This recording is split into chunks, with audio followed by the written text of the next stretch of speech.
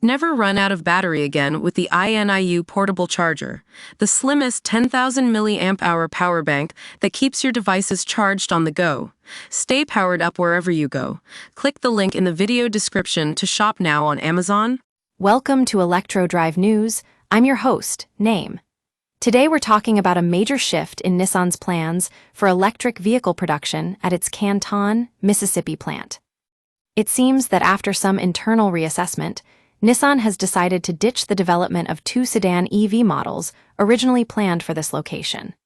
According to reports, the company believes the sedan market is shrinking, and they've decided to focus on producing 3 fully electric SUV models instead.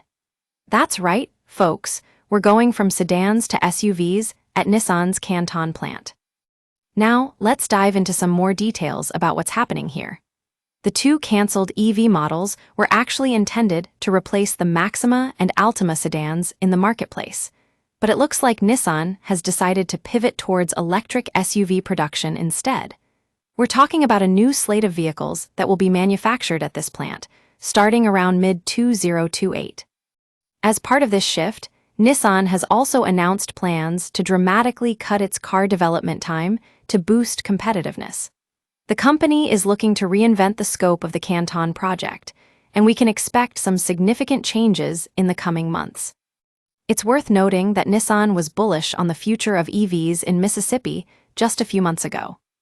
In January, they announced plans to transform their Canton facility into a Nissan Intelligent Factory, supporting the manufacture of 5 next-generation electric vehicles. But it seems like the company has had a change of heart when it comes to sedans. We can see that Nissan's decision is part of a larger trend in the industry. The company's earnings estimates have been cut 3 times this year, and its debt rating has been reduced to junk. It's clear that Nissan is trying to adapt to changing market conditions and stay competitive.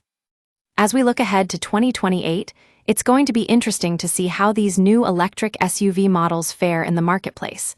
Will they be a hit with consumers? Only time will tell.